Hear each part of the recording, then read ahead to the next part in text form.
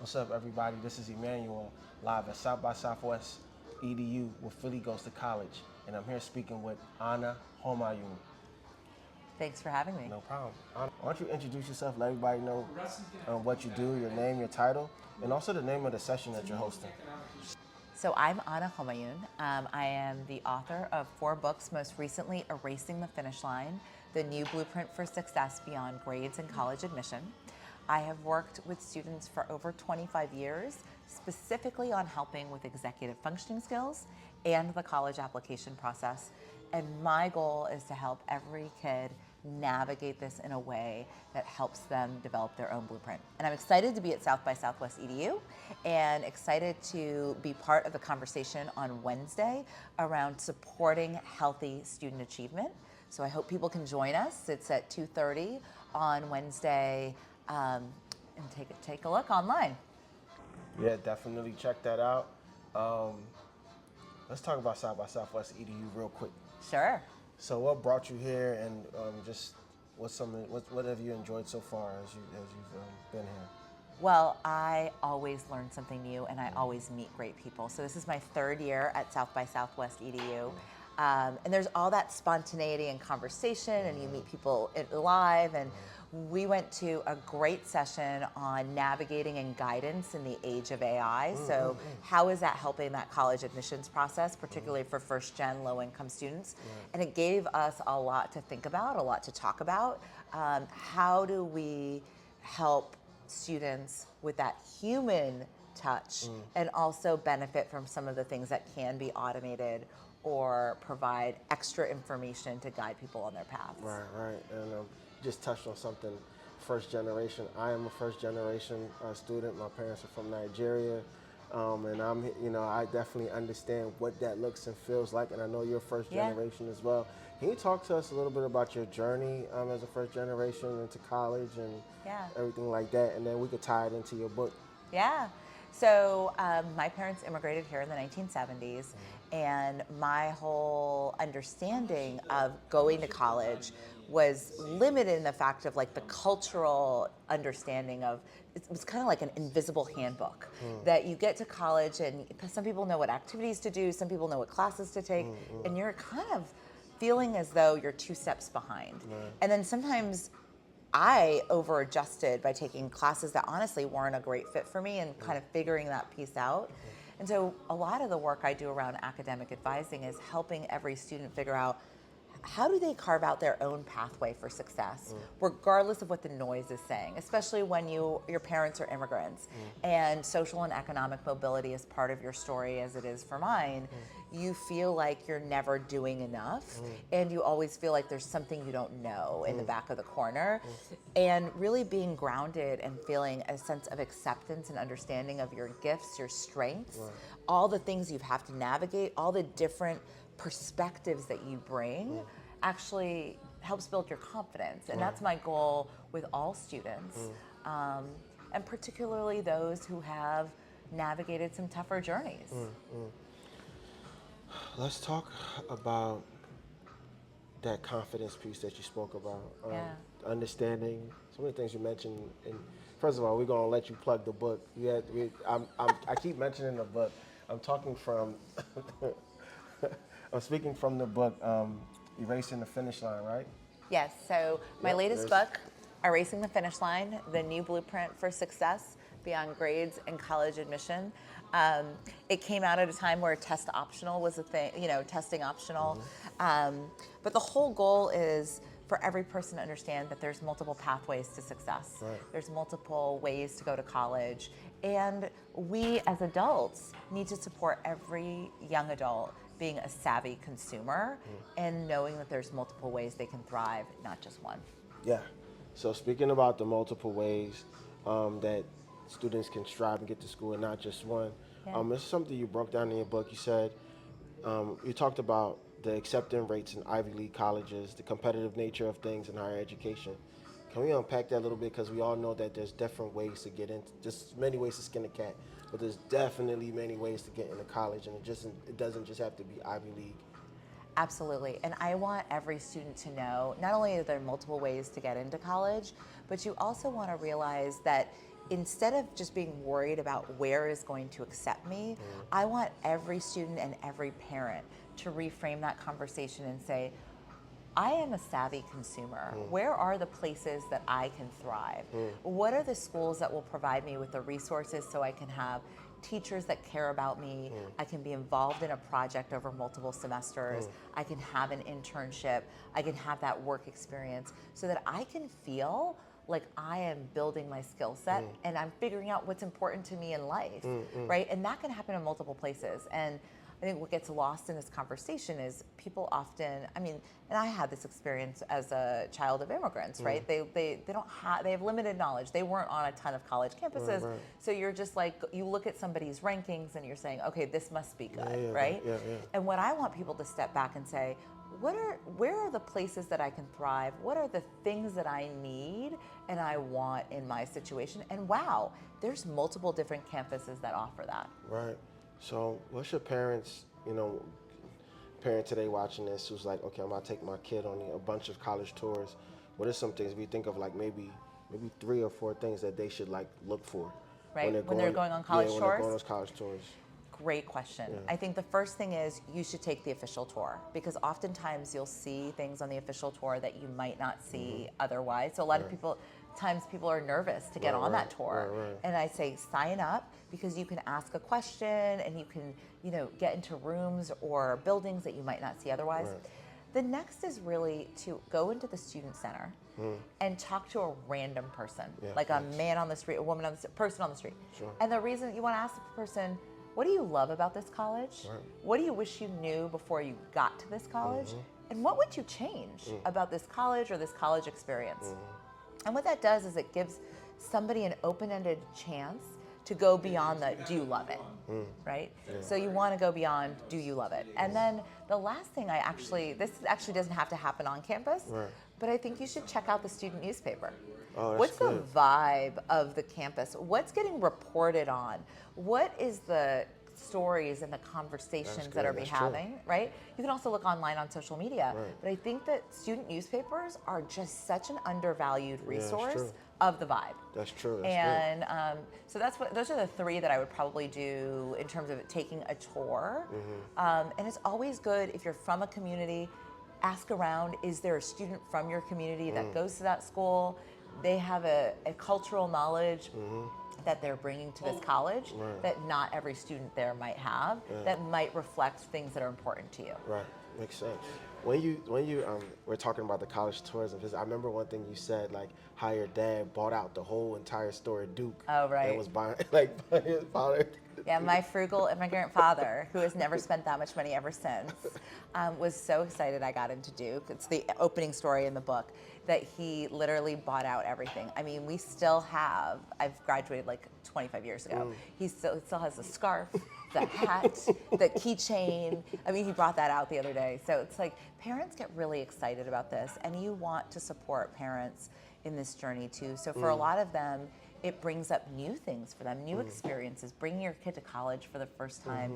You yourself didn't live in a dorm. You didn't have that experience. And so also, I love what Philly Goes to College does about supporting families and caregivers around understanding the language of what it's like to go to college. Because if you don't know that, you get nervous. And you're like, oh no, let me tell you what the invisible handbook is. Let me tell you, because it's actually not that. You're gonna be like, oh, it's that? So one of the things I found when students were applying to college is that there's this fear around the entire application process. But when you sit with them and you help explain the process, they're like, oh, this isn't that hard, or oh, we can reuse this piece here. And so that kind of understanding and breaking it down for people, that's the human side of applying to college. And that confidence that kids get when they go through the application process, which is something we work on in our work with schools and in our office, our goal is that every kid comes out more confident in their abilities, in their ways to navigate and knowing who they are. Because we look at college applications as a journey, not as like that faulty finish line of like just getting in. It's like, learn about yourself, learn what's important to you, learn what you value. Right. And on that note, like, can you speak about a few words of wisdom for parents and students currently stressing out about that whole process? about getting into the right school. You know what I mean? Like, and also, what is the right school? You know, how would they even understand what that is for them? Well, I think it's important to step back and realize that there are many places that every person can thrive. Right. And so, really thinking through what's important to me, what is my situation? For a lot of students, I say, there are many places you can thrive, and how can you get through college with the least amount of debt or no debt? Right. Are there options and pathways for you? Like in Yeah. California, where our office is, community colleges are free for full-time students. Awesome. That's an incredible opportunity that I've had students do that and then get an internship at a great company, and they get a job while they're going through community college that's free. Right. So they're really, I mean, they're building their futures, right? So I think one of the things parents and children and caregivers need to do is to step back and realize there's not one perfect school. There's not one perfect place. In fact, there are thousands of universities, and many of them accept more than 50% of applicants. So those two things combined are critically important for understanding that, you know, you don't either, if one place doesn't work out, there's going to be multiple others. Right. So one of the things I do in my office is I ask students, you know, what are when they come back and they say, this is my dream school. I say, well, what do you like about that school? What does that school have? What qualities does that have? And part of my value is I've been on over 150, 200 college campuses. And I said, oh, did you know that these other campuses also have those things? And maybe they have different acceptance rate, or they have, different application processes. So you can have those same qualities in multiple spaces. There isn't just one place that has everything, or, any one thing. Yeah, and that's let's go dig into that too. Yeah. When you mentioned in your book, you mentioned the faulty finish line. Yeah. And can you unpack that a little bit and let people know what the faulty finish line is and how it applies to what you just said? So the faulty finish line is this idea that college admissions is the end, right? That when you get into college or you get accepted to college, like your life is suddenly going to be a million times everything solved. And the reality is it's just the beginning of another stage. Right. And I think we have sold this incorrectly to children and to families. Like they, kindergartners, 7th graders, 8th graders talking about college. And yet this getting in is just this next stage rather than the be all end all. And so that's the faulty finish line. And that's what gets kids really stressed out because they do all this to get in, and then they get there and they're like, wait a minute, this is another stage. This involves more work. And if I didn't do that reflection and know who I am, what's important to me, what my values are, then I might have ended up at the wrong place because I was listening to what other people were saying I should want versus what do I want. And I think this is a great opportunity to build that self-awareness, that self-acceptance. Where do I thrive? Do I thrive in larger settings? Do I thrive where I have this intimate connection with my classmates and the teacher? Do I want to go away from home, or do I want to do in a place where I can commute? These are all very valid. There's no just one way to go to college, as Philly Goes to College knows. There's not just, there's more. There's multiple ways. Many ways. And speaking about many ways and different activities and stuff you can do in school, how can students get more engaged with activities in preparation for college, and what can they do while they're there? So this faulty finish line around college admissions being the end has really translated into so many students in high school just saying, well, I need to do this for college. What I wanted them to know is the way to have a great college experience and lots of college options is to have a great high school experience. And what that means is to explore things that are interesting to you and know that you might try something and not like it. And that's okay. But you might try something new, put yourself out there and really like it. My sophomore year, I started tutoring kids who were flunking out of chemistry. I loved that. I loved working with students. I loved helping people who didn't believe in themselves start to believe in themselves. And to me, that was super rewarding.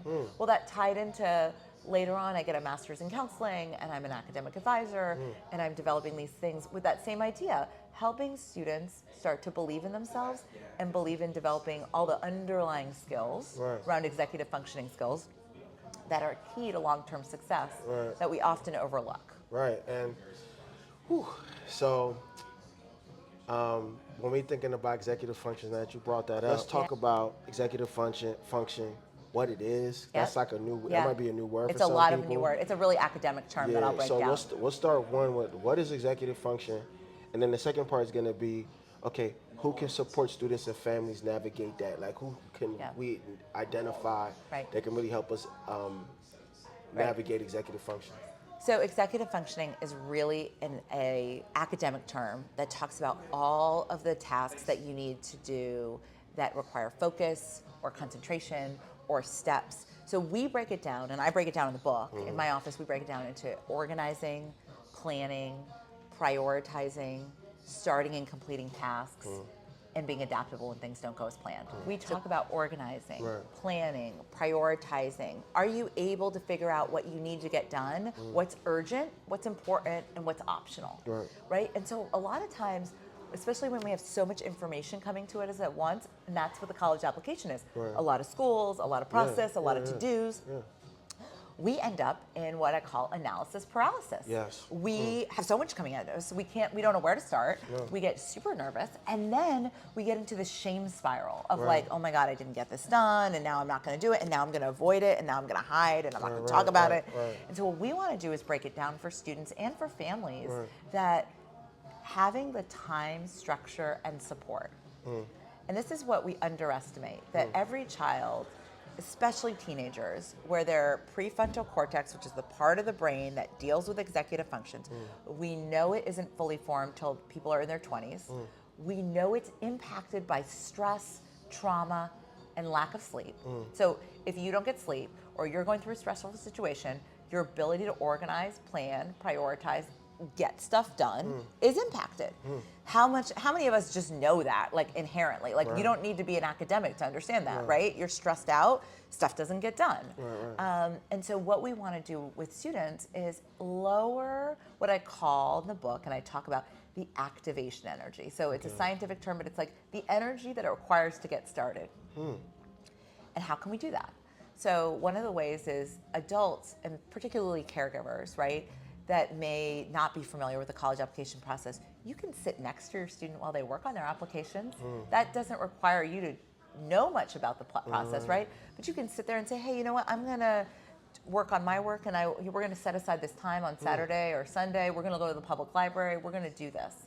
So time, structure, support. That idea of body doubling, that idea of an accountability buddy, really helps sort of lower the stress of that voice in your head that like, oh, I'll put this off, or oh, I won't get it done perfectly, so I won't start. We want to really help students just get started. Yeah, that's important because the college journey should not be one that's lonely. Exactly. We like to talk about, I like to say that we like to speak to the starting five of the college going experience, whether that's the college admissions counselor, your guidance counselor, your parent, your cousin. Who are the people that are around you that can help support you on your path? Yeah. When we think about that, when we think about like having support in our path, can you speak to parents? Can you just help parents understand the importance of, even if they may not understand the whole process, but the importance of them being there? Yeah. Why the student, or the importance of students having that support system, right? Yeah. If a parent is busy, and that we get it, we're busy, life happens, but how can they support their student even like minimally, right? Just to help them get through this, because this could be lonely. Right, and I think an important thing for parents, particularly those who may not have had the same college experience, is to really own their own fears around it and own their own things that are coming up around the process, and be open to options and be open to learning more about schools and opportunities, because I think a lot of times when there's so much new to us, we kind of hold on to the one small thing we know, whereas there might be a really good option for our child that we just don't know about. And if we're open and we're like maybe there's a college that's 45 minutes away that would be really good for our child and would provide some financial assistance that would make it less expensive. But we really haven't looked that far, for example. So it's like being open to opportunity. Also, making sure that you have your child has trusted adults that you trust. So I think one of the things that becomes hard about college applications is that it's so emotional. It's uncertain. There's money involved. There's, we don't know what the next step is. Right. And so it can become really frayed with the parents and the child, or the caregivers and the child. Like, there's a lot of friction. Right. But the more we can say, hey, you know what? I'm not the messenger for that, but I want to make sure that you have the right people to talk to. Right. So here is the coach, here's the counselor, here's the family friend, here's the aunt who went to college, here's those people, and identify those people early on. I think that's the job of the parent or caregiver. Yeah, that's a good You point. don't have to be the person, Right. but help your child find the person. Right. It's like thinking about that. What age should they start thinking about that? Like, you know what I mean? Should it be when they're in elementary school, middle school? You know what I mean? I think we all need trusted adults at every age, Yeah, of truly. course. And I think what gets lost, so much of the research shows that ninth grade grades are the biggest indicator of if a student graduates and they go to college. But we know, and the work I do around executive functioning is, middle school is that key time to build those skills. Because if you're not taking the right classes freshman year and you're not doing well because you don't have those skills, you need those before. Right. So it's not about talking about college per se. Right. It's talking about do you organize your materials? Can you find everything in under a minute? Right. Are you able to plan out and get your work done on time? Do you know how to study for an exam? Do you know how to ask for help? Right. Do you know where and how to access resources? And are you willing to do it? Those are skills that parents can help in 6th, 7th, and 8th grade or even earlier. And that sets the student up for that college trajectory. Yeah, makes sense. All right, so we're gonna do those more softer questions about yourself. So first of all, did you went to college? I did. Right. Okay. So where'd you go to school? And what did you major in? So I went to Duke University for my undergrad, and I majored in Program 2, which is where you get to design your own major.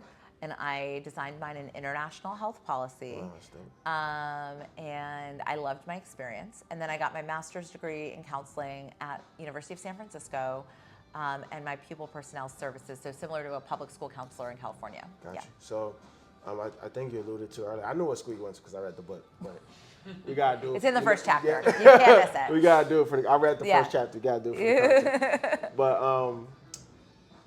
yeah, why did you choose that major? What led you to that major? Yeah. Well, I thought I was always going to work in health in some way. But what I also realized through my college application process is my college journey was that I really wanted to work on the human side of interacting with people, so the psychology, the sociology part of it. And so then I thought maybe I'll do public health. And then I just really enjoyed helping students navigate that middle school, high school, college time where they're trying to figure out their identity, what's important to them. So it took me into academic advising. I also, some of it, in life is situational. I graduated from college and I lived in New York, and it was interning right before 9/11. And so I was taking the train into the World Trade Center up until 2 weeks before, and I really wanted to be close to my family after that. And so figuring out a way to have a career where I could work with people, help them. I wanted to write, which is some of the books came from that. And but those were the values. So this idea of I wanted to work with people and be helpful. I wanted to travel and I wanted to write. Those are all things that I do in my work today. And that could have been many different careers. And that's sort of back to that college application, multiple different places, being a savvy consumer. Same thing. There's not just one way to do X, Y, or Z. Yeah. And I think when we ask those questions, we really end up with a fulfilling life versus there's many ways to be a lawyer. There's many ways to be a doctor. There's many ways to be a content creator, right? We want people to expand beyond just one vision or one perspective. Yeah, true. That's great. Favorite college memory? Favorite college memory? Oh, gosh. Well, we did win the championship in 2001, Duke, and so I didn't end up going to the Final Four because you could get, but I ended up being on campus, and so watching the benches burning and watching the entire campus come together, that was a pretty cool memory, I think. Wow. And if you could say one thing to your high school self, what would that be? Oh my gosh, take more art classes. Really be kinder to yourself. You are a creative being, and I think I just really was so focused on like doing everything I thought I was supposed to be doing that I didn't take the art classes or I didn't do that activity for fun. And that's what I tell kids to do all the time, or students and high school students. I'm like, really, you do have time for it. Right. You do have time to take that thing for fun, just for joy, and find those little joys, and be okay with it. Like, I have to say, I follow my own advice. So I love actually going to basketball games, like college basketball, and just in general. So I'll go. Like, I'll just like, it doesn't matter where, actually. Like, I love the energy of it. I love the spirit. I love the, but you could say, oh, you're so busy. Like, why would you do, you have other things you need to be doing. But sometimes you just need to go and decompress, and it brings you joy. Yeah, and that's finding true. those things, That's whatever true. that is. Super important, super key, super crucial. We thank you so much, Ana, for carving some time out with us. Thank you. Please, why don't you go ahead and let people know where they can find you, where they can find your book. Yeah. So online, you can find me at anahomayoun.com. And I hope if you're at South by Southwest EDU, you look up our event. It is on Wednesday at 2:30, and I'll be in conversation with Jennifer Brahaney-Wallace, author of Never Enough, and the CEO of Digital Promise, Jean-Claude Brizard. So it's going to be an incredible conversation. I'm so thrilled for it. So Yeah, we're excited too. thank you. Yep.